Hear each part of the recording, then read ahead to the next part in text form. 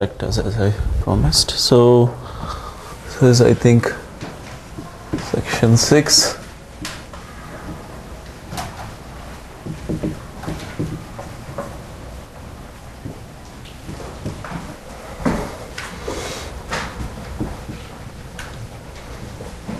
Epsilon factors for quasi-characters. So, sorry? Oh, change the mark. Yeah, okay. This is not a good color. I'll try black. So again, we are in local case, non-Archimedean, and I fix a measure such that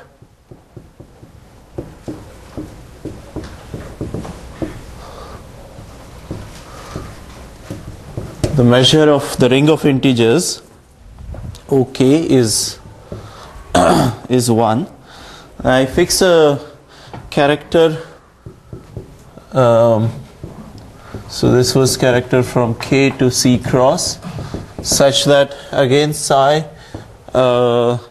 restricted to pi inverse is 1, but psi restricted to pi, the fractional ideal generated by pi to the minus 2 is not 1. Okay. Then I have chi is a quasi-character of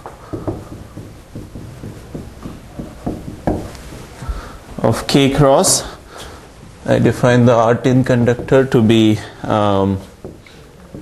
0 if chi is unramified, M if chi to the 1 plus pi to the m is 1, but chi of 1 plus pi to the m minus 1 is not 1. Okay, here pi is a uniformizer of OK, fixed uniform. Then I have to define the Swan conductor of chi, which is just 0 if chi is unramified, and a chi minus 1 if chi is not unramified, so genuinely ramified, not unramified. Okay. Then I also fix an element gamma of K, so fix gamma in K of valuation.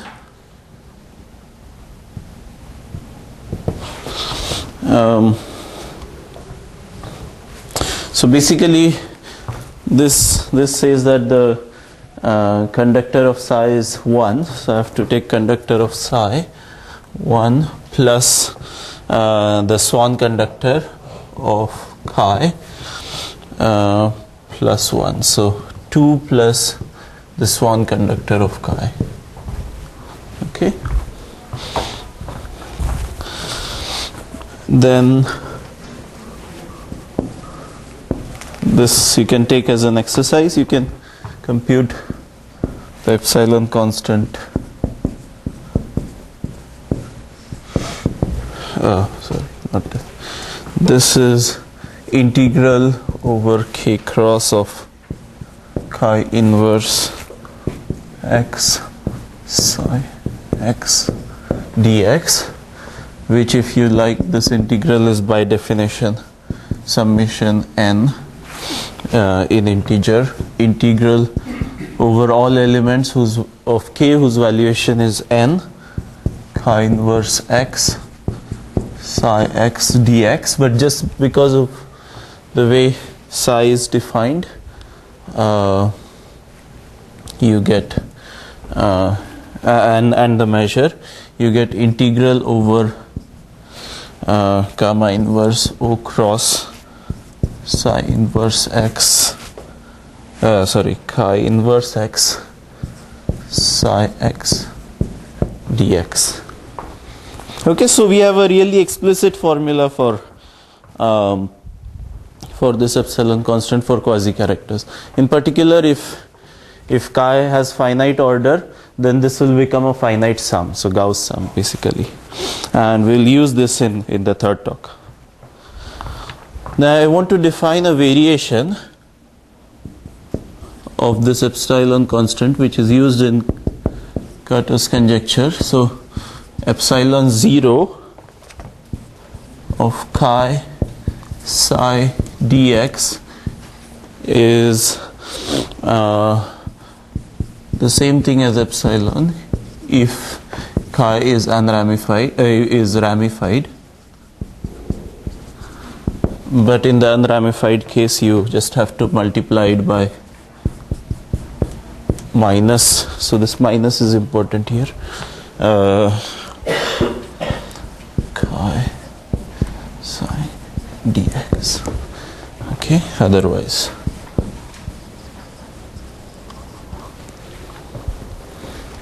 Okay, so we have these really explicit formula in one-dimensional case which we will use. Now I wanted to sort of briefly review Delin's construction of local epsilon constant, because the proof is really, it's not very deep but it's really clever. So I wanted to give the steps, but yeah, I'm a little under the weather and I'll just make mistakes later on if I have to hurry. So let me just not give Delin's construction and straight away go to the conjecture of Kato. So basically we are sort of, as in most talks, we are going into Iwasawa theory a little bit, but here it's non-commutative Iwasawa theory. Maybe 7. Okay, so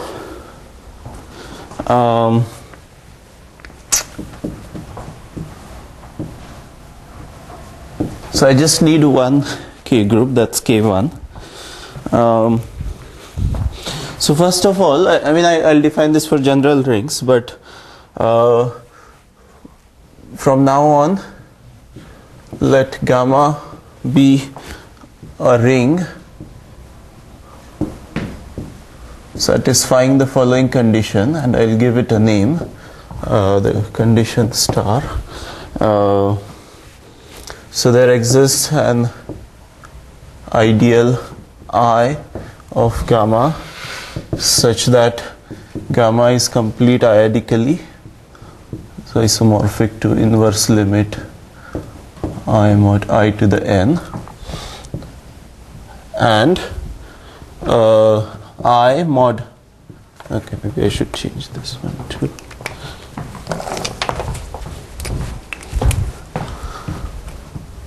Is finite of p power order for all n. Okay, so this is the condition star. For instance, Iwasawa algebra of a group which is topologically finitely generated will satisfy this condition. Okay, so that's anyway the ring we are interested in. So you can also just think of this ring lambda as an Iwasawa algebra of some p-adically group or topologically finitely generated pro-p group, or a group which contains a topologically finitely generated pro-p group of finite index. Okay, so so let me define K1 for you. So let R be a ring, then you have the general linear group, all invertible n cross n matrices, and this sits inside GLn plus 1 R by sending A to this element. You define GLR, or some people call it GL infinity R, to be the direct limit of GLn R. Okay, then K1 of R is by definition the abelianization of this group.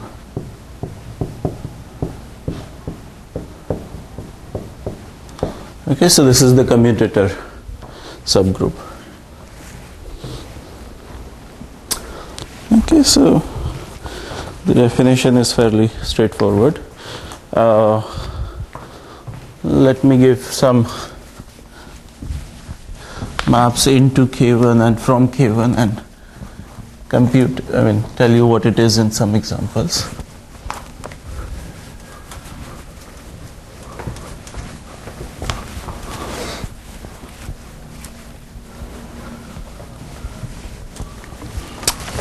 Okay, so firstly there is an obvious map from GL1R, which is R cross, into K1R.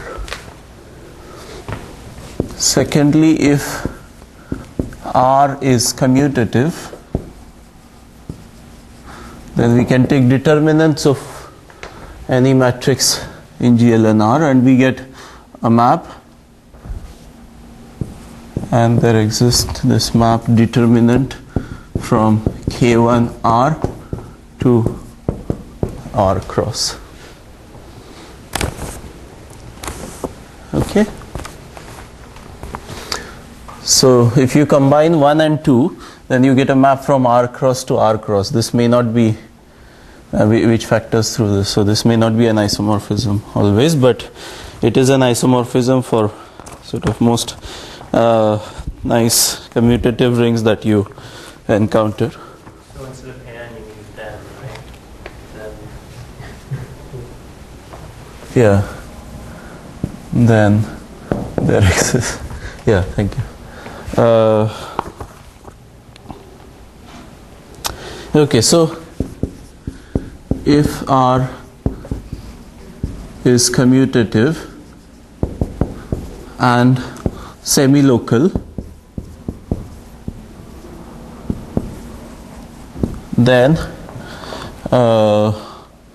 K1 of R is isomorphic to R cross.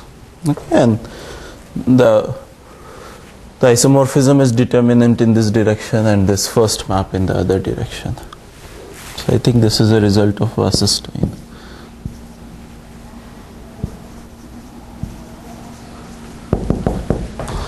Okay, and then similarly K1 of R is R cross if R is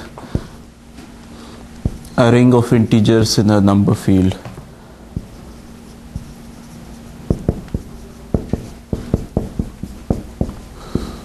Okay, so for many commutative rings it's just R cross most of the time.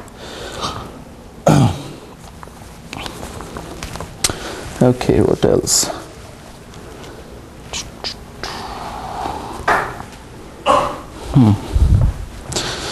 And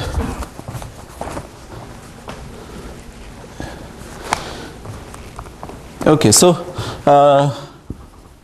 let me give another example. So if moving towards Sevasov algebra, so if G is a profinite group,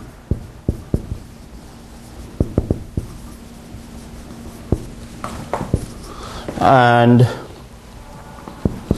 lambda is just inverse limit of, so this lambda does not satisfy that condition, so let me call it R ZP G mod U. Okay, so U running over open normal subgroups of G. So let me not say if, let G be this, R be this, let rho be a continuous map from G to GLN of O, so O over ZP finite, and this is a continuous map, so this is continuous.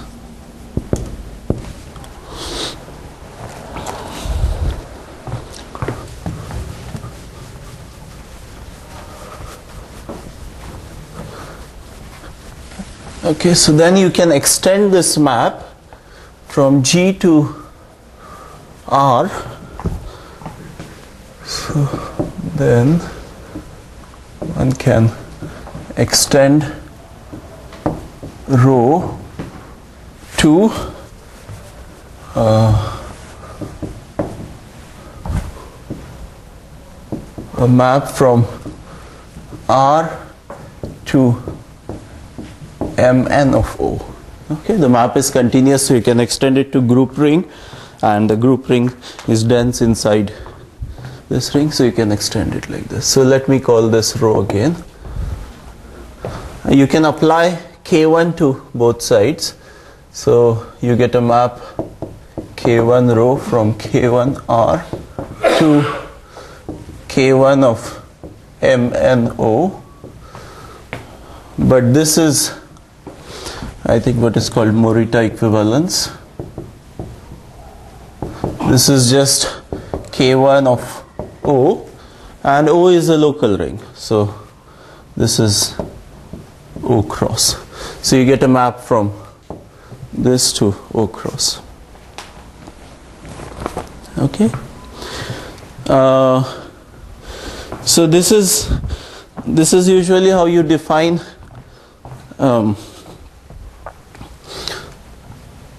so if G is isomorphic to ZP, okay, so it's usually, I mean, in the classical Iwasawa theory you call this gamma, and if this is isomorphic to ZP,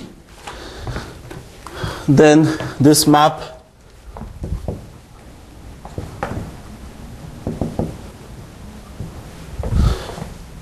K1 rho is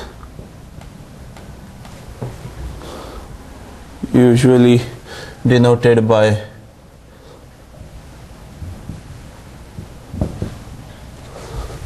X in K1R, which is just R cross in this case because you have a local ring, goes to integral over gamma of rho dx. Okay, so this is just, I mean, the usual familiar thing from classical Iwasawa theory written in this language of K theory. But in classical Iwasawa theory, you extend this map, this integration map or evaluation map, whatever you want to call it, to pseudo measures, and you want to do something similar here as well. You can't sort of define the notion of pseudo measure in any naive way, and you can't extend the map to the total ring of fractions of your Iwasawa algebra,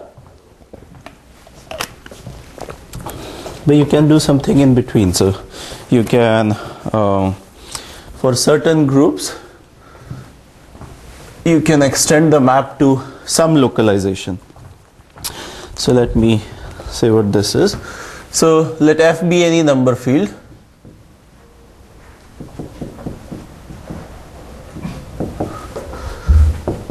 F infinity be a Galois extension.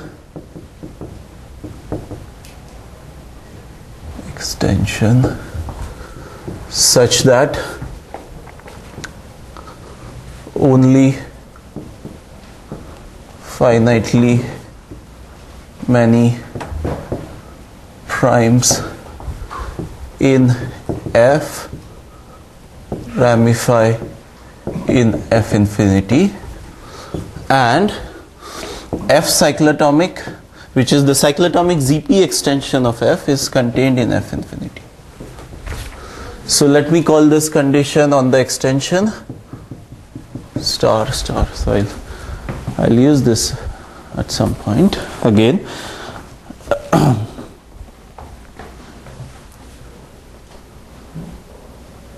Okay, sorry, let me also include one more condition. So G, which is Galois group of F infinity over F, is a p-adic Lie group. I don't think this condition is strictly necessary, but anyways, let me include it.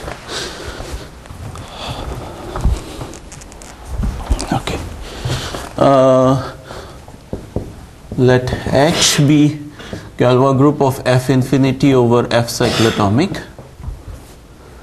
Okay, then I define this set S, which is a subset of lambda G. So this is set of all F inside lambda G, such that lambda G modulo lambda G F is a finitely generated lambda H module. Okay, it's a lambda G module. You restrict action to lambda H and you want it to be finitely, and S star is union P to the n S. So you just put P in there, and so n greater than or equal to 0, sorry.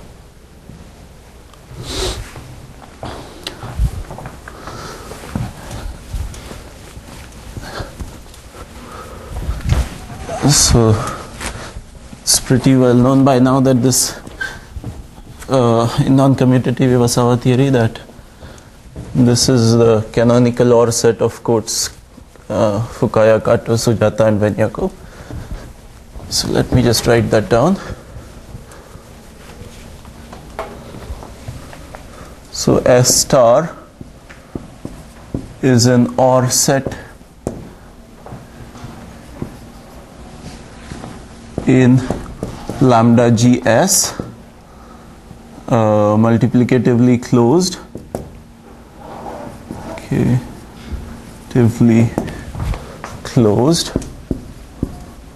and does not contain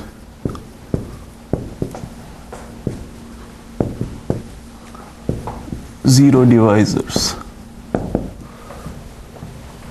Okay, so what's the upshot of this? It's multiplicatively closed, so you want to localize, and that's what you can do very easily for a commutative ring. You just need multiplicatively closed subsets, but in non-commutative rings you need some extra condition. So I won't write that down. It's usually called OR condition. So this set satisfies this OR condition.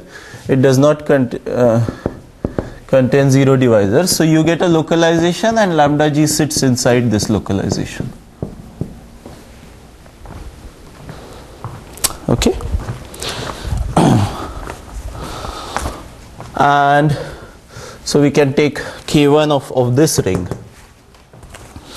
Now you can extend this evaluation map to this ring in a certain way. So how do you do this? So one can extend K1 row to a map. So this need not be a group homomorphism like that anymore, to a map from K1 of lambda G S star to now the field of fractions of O, and you may also have poles. So how do you do this? And why do you need this condition? So all these conditions. It's because what you first do is, so you have a map rho from G to GLN of O. You extend this to, so first extend this to what I'll call phi of rho from lambda G to Mn of O. So as before, but I tensor it with lambda of gamma. So gamma is by definition G mod H. So this is isomorphic to ZP because I need this, and this is equal to Mn of lambda O gamma. So this just means I have taken Iwasawa algebra with coefficients in O rather than in ZP. And then it's a fact proven in this 5 author paper again, quotes Fukaya, Kato, Sujata and Venyako, so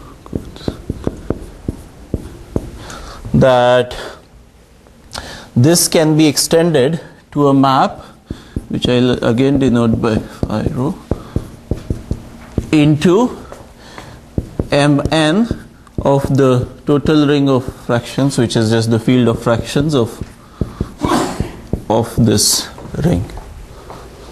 Okay, so in all these extension steps, this is the less trivial one. So you can extend this, and then you just take K1 of everything.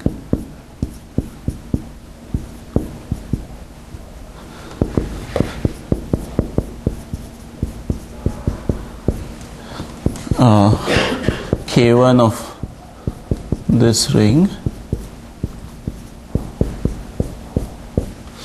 which now again by Morita equivalence is just isomorphic to K1 of the field of fractions, which is a nice commutative local ring. So this is isomorphic to the units in this field. Okay, and then you apply the augmentation map to this. But because there are denominators, you will have to go to the field of fractions of O union infinity, because there may be poles there. Okay, so this is how you get this map. So if you like, you can call the elements in here as pseudo measures, and you now know how to integrate characters over pseudo measures. Okay. So that's all of what I wanted to say about K1. Now let me sort of quickly get to the motivation of Kato's conjecture, and then I'll state the conjecture.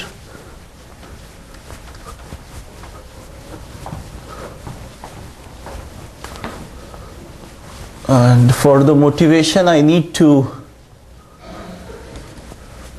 give you an idea of what the periodic L function is in the non-commutative case.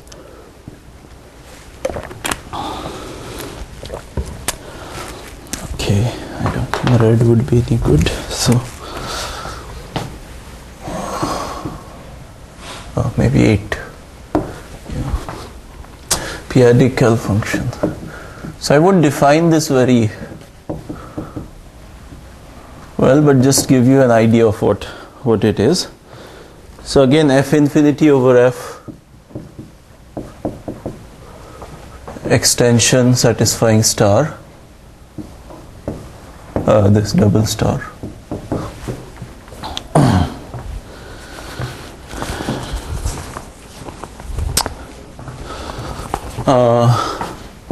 So M is any motive. I won't say anything at all about what this means for me, but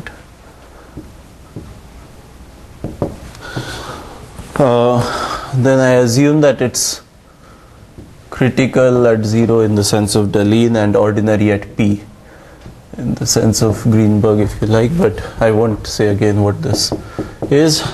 Just some technical conditions. Now, to such a data, to this data f infinity over f and m, you want to attach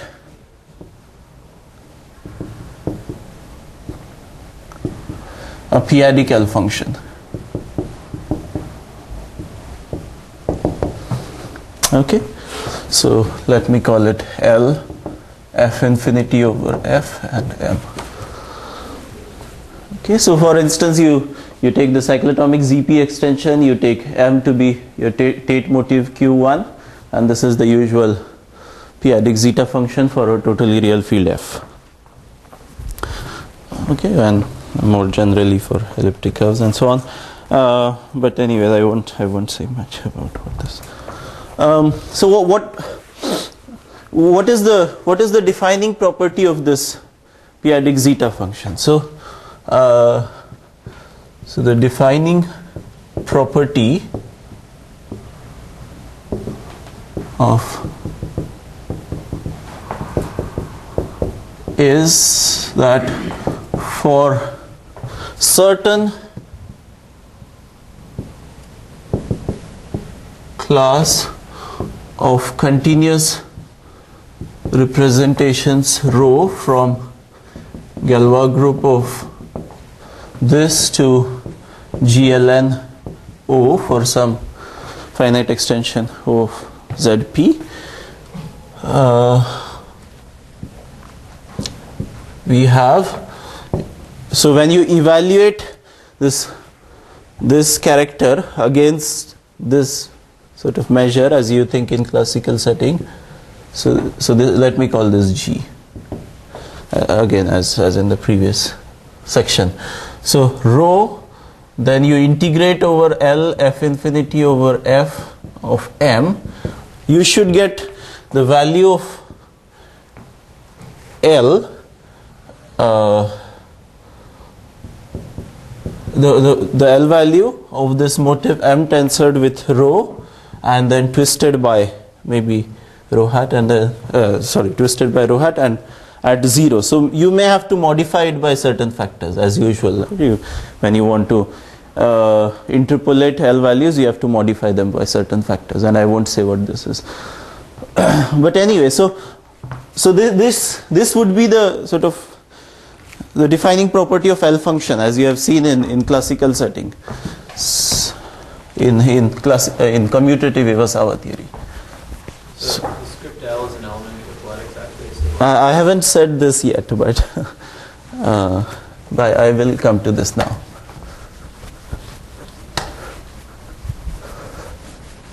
But from commutative Iwasawa theory, you want something like this, and this may not even make sense because I haven't said what the things belong to. So this is all just a philosophical statement. So basically, so if I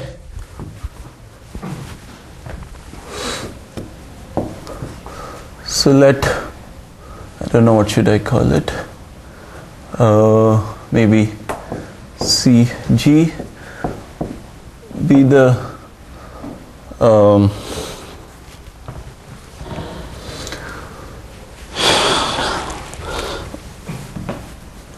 what did I use yesterday? RKG.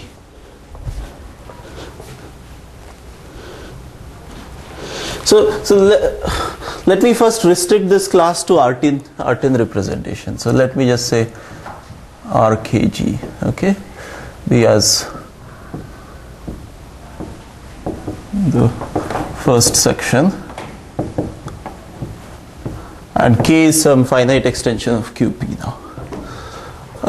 So basically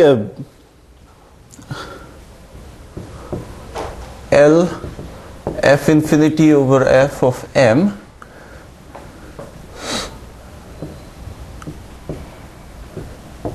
should be an element in maps from RKG to K union infinity. Okay, roughly like this. So you take, for instance, I'm just restricting to finite dimensional representations which are continuous, and then I evaluate it at something and I get an L value. So this may have poles or zeros and so on. So you want it to be a map like this, and this is sort of too big to work with. Now you somehow want to get this element in Iwasawa algebra or something related to Iwasawa algebra. That's from your classical sort of intuition coming from commutative Iwasawa theory. And so how do you relate this to Iwasawa algebra? We already have some map like this. So we already have a map like this. So 5 in previous section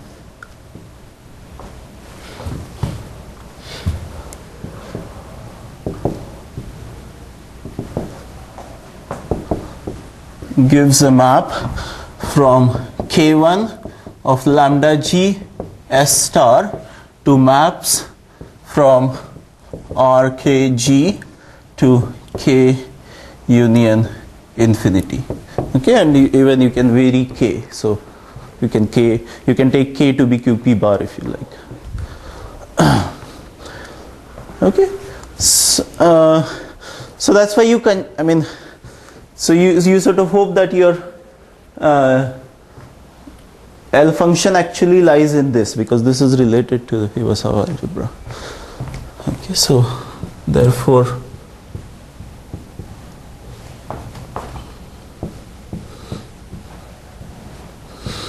conjecture that there exists L f infinity over f m in k1 lambda g s star, such that, now this makes sense by what I wrote in the previous section, d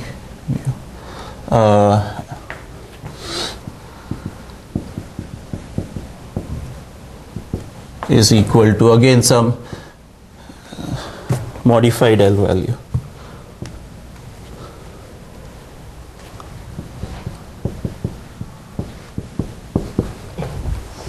Okay, so that's why you conjecture your L function to live in this K group. And thankfully it fits very well with the algebraic side as well. So on the algebraic side you can define a characteristic element living in this K group, and then you conjecture that the two are same up to units. Okay, I won't go into that. Okay, so now you have this p-adic L function for any motive living in this, and you want a functional equation for this p-adic L function. Okay, so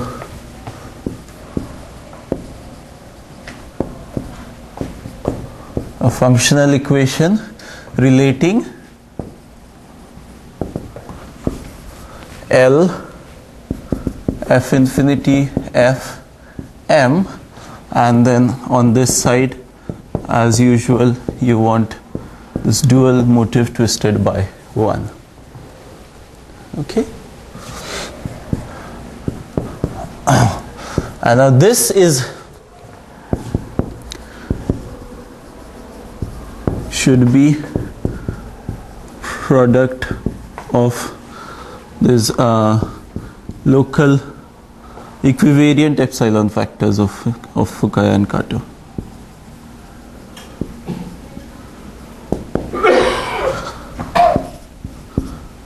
Epsilon constants of Fukaya Kato. So this is the motivation for, maybe one of the motivations for defining these local conjectures of Fukaya and Kato. So this is just like in the complex case, which I won't write down because I don't have enough time. So also in the complex case you have L function of motive and L function of dual twisted by 1, and then the global epsilon factor, which is product of local epsilon factors. Okay, so now there are two things here. You are taking a p-adic Lie extension and so on. So you have to distinguish between these two cases, that you have the local epsilon factors, so for QL where L is not equal to P, and for QP. And the L equal to P case is very hard and deep, and I have no idea about what to do in that case. So very little is known about that case. But in the L not equal to P case, I think we can do something. So I'll just state the L not equal to P case of the conjecture.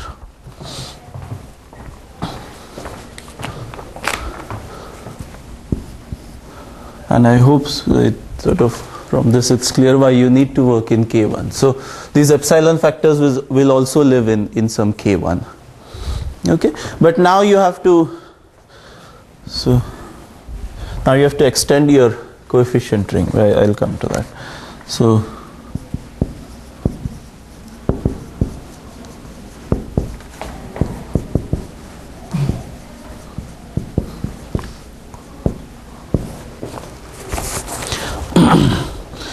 I have to do several again I have to give a few notation before I can come to the statement. So let J be the ring of Witt vectors of Fp bar, which is explicitly in this case just the p-adic completion of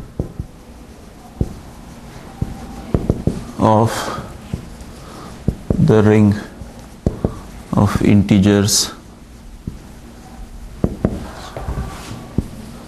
in the maximal unramified extension of QP.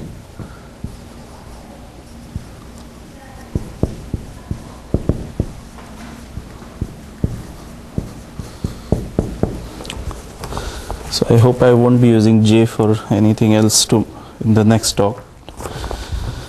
I can never be sure. So now K is extension of QL. So this is finite extension, and L is a prime not equal to P. Okay, from now on always this is the case. And psi is a non-trivial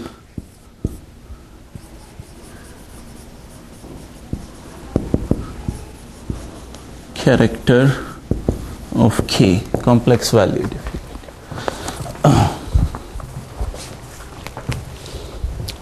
Sorry, I'm not saying where it takes values, but I'll come to that when I make some explicit statement including psi.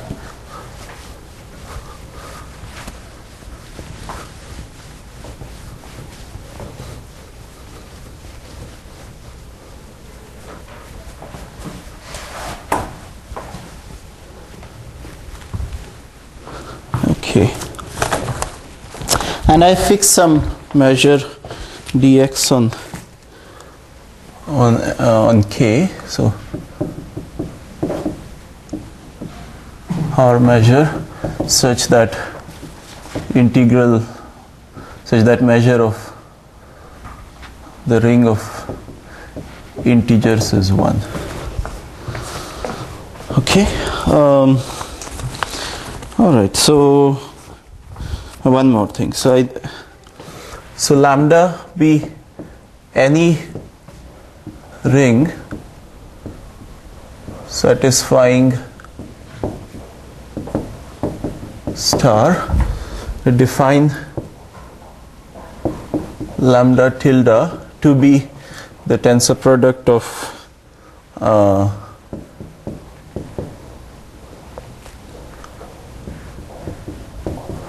so this may be completed. Okay. So for instance, if you just take this to be an Iwasawa algebra, lambda tilde will be Iwasawa algebra with coefficients in J.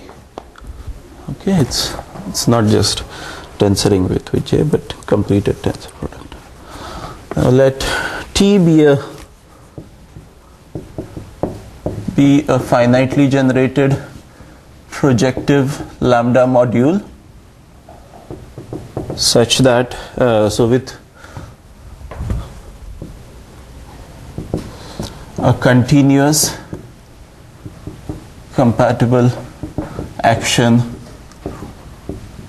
of Galois group of K bar over K. Okay, so compatible with the lambda action.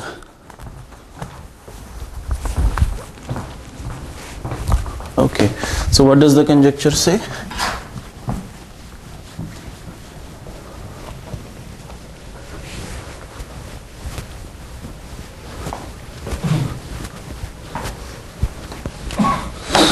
So it says that if you have all this data, this T, lambda and K, then just like in Deline's theorem, so this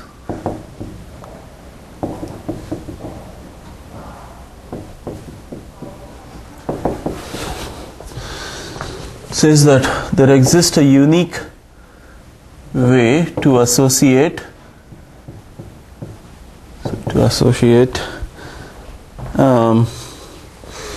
epsilon 0 lambda. So you are given lambda, you have this finite extension of QL, you have T, and you have psi. I am not writing dx because we have fixed that. throughout inside K1 of lambda tilde. You don't need to go to S, to the localization in this case, because this is L not equal to P case. So if you think about Gauss sums, the L-adic Gauss sum, it's a p-adic unit. So you don't need to go to localization. But in the L equal to P case, you need to go to localization. Okay, so there exists a unique way to associate some epsilon constants for all of this data, such that it should satisfy some conditions, as in Deline's theorem. But here you have a more extensive set of conditions. So for a short exact sequence 0 to t prime to t double prime to 0 of finitely generated projective lambda modules with continuous action of gk, so the absolute Galois group as usual, we have, so you attach epsilon, I mean this statement says that you can attach epsilon constant to all of them, and we should have multiplicativity just like in Deline's theorem. So T psi is equal to T prime psi. So you can multiply elements of K group because it's a group, and so you can do this. Okay. I think there are 6 conditions, so let me write them down one by one. So the second one is quite important. It says that if you, so this is about short exact sequence, so multiplicativity over short exact sequences. And this is, let me call it change of rings. So if I change my lambda to lambda prime, then what happens? So I have 2 triples as above, so 2 pairs.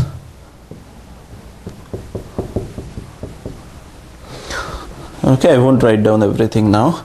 Y is a finitely generated lambda prime module with a continuous right action of lambda, with a continuous right action of lambda compatible with the left action of lambda prime, such that T prime is isomorphic to Y tensored T. So if you like, think of this as taking quotient. So you have some Iwasawa algebra, and then this is quotient of that Iwasawa algebra, and for that Iwasawa algebra you have some module and you are taking the quotient module. That's how we are going to use it anyways next time. Or you can think of it as specializing. So you can think of lambda as an Iwasawa algebra, and lambda prime is the ring that you obtained by specializing at some point of the representation space of G.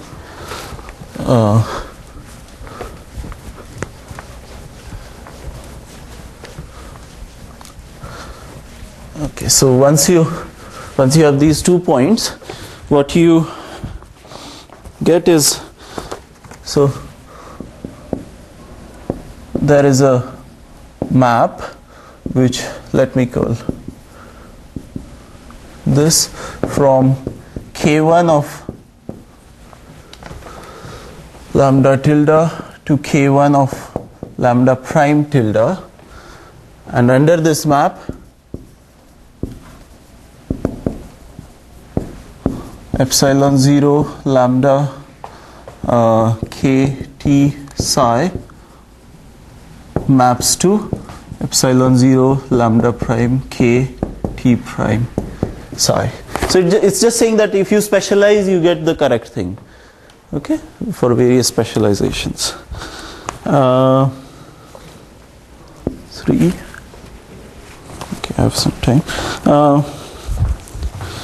Yeah, so then so this is somewhat different from what you had in Deline's theorem, because there you couldn't specialize or change rings in this way.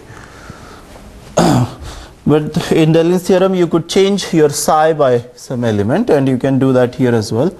So let C be in K cross. If you take epsilon 0 lambda K T psi C, so if you change it like you did yesterday, then you get T acting on this. So I'll explain what this is. Lambda K T psi. Okay, so sigma C is an element of the Galois group of K bar over K, ab if you like. So this is the Artin symbol, and this element T belongs to K1 of, well, actually it belongs to K1 of lambda, but you can think of it as an element in K1 of lambda tilde. So one of the ways of, because this, okay, so this lambda sigma or any, so lambda sigma gives you an automorphism of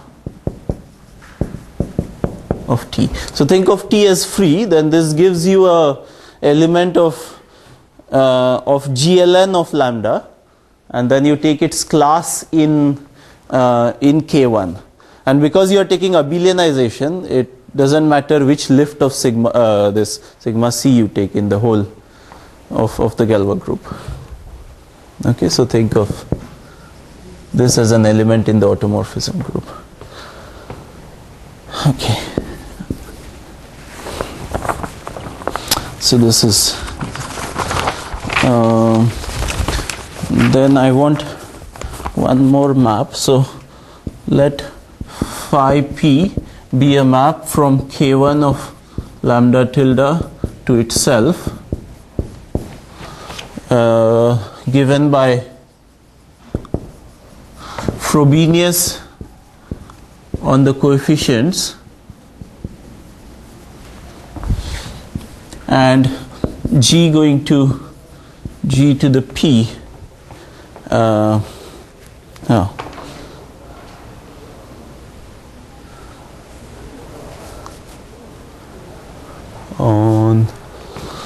on elements of the group on so here I think I have to restrict to on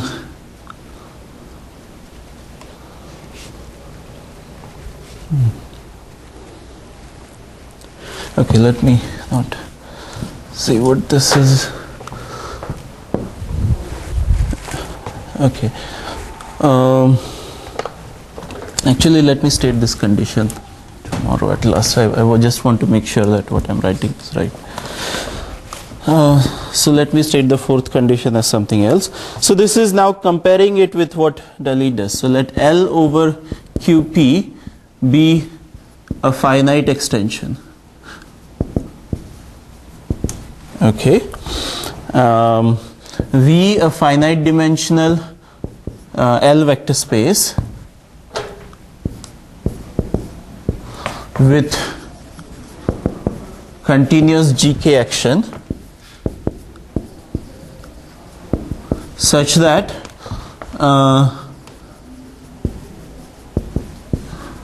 when the action is restricted to the Weyl group, it is continuous with respect to discrete topology of V, because this is what we were doing yesterday when defining Dalin's local epsilon vectors. We are taking it for representations of Weyl group and the topology on the field that we are interested in was discrete. So okay, so T be an OL lattice, so free OL module such that of full rank, stable under GK,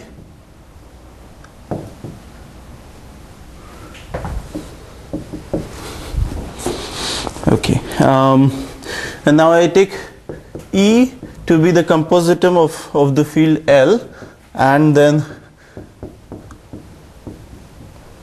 W of this is J. This is what I was calling. Okay, so the completion of the maximal unramified extension of QP. And psi is now E cross valued. Okay, so now you have two different epsilon constant. You have 0 OL K T psi. This is given by the statement of the conjecture. So my lambda is OL now, and my TL is this lambda, is this OL lattice. And then you have Deligne's epsilon constant, which we denoted by epsilon 0 V psi dx. Sorry, the notation is a bit messed up because I used two different papers. So these things don't correspond, but somehow are shifted by one. I should have had this should have been called epsilon 0 E, then the base field, something like this. I should have called it this, but anyways. And then the fourth condition says that these two are equal. They are, by the way, they are both elements of OL. Okay. So the fourth condition says that these two are equal. So you see that the second condition, condition 2, which was about change of rings, and this condition together, they say that if you specialize your epsilon constant at some, let's say n-dimensional representation, you get Deligne's constant. That somehow says that the second condition and the fourth condition says that the Deligne's local factors they come in a family. And then the fifth condition is that if T is unramified. Mahesh, how does the right side of the equation depend on T? Or just neither side? No, neither side should depend on T. So T, I see, you just need something that's a lattice. Yeah, I just need something that's to make a statement, yes. Yeah, it's as usual what you do with picking a lattice and then taking determinants with it. Yeah.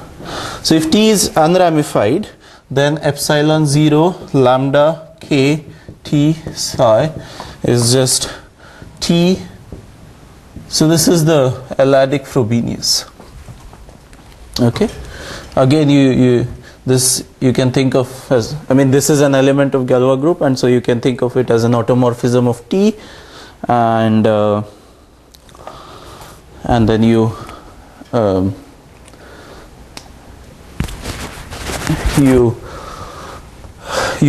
think of this automorphism as an element of GLN, which gives you a class in K1. So this is again an element in K1. So if it's unramified, then it has a very easy expression. That's what it means. So yesterday we had this again. So whenever it was unramified, you got 1, but this is the modified epsilon constant. So that's why you get this. So remember, today we had this epsilon 0, which was epsilon times minus chi of pi. So if this is 1, then this is what you get. So okay. So I think I have already overrun by a minute. So I'll stop here. Tomorrow next time I'll prove the uniqueness and then the full conjecture. So uniqueness sort of tells you how to prove the full conjecture. Okay. Any questions?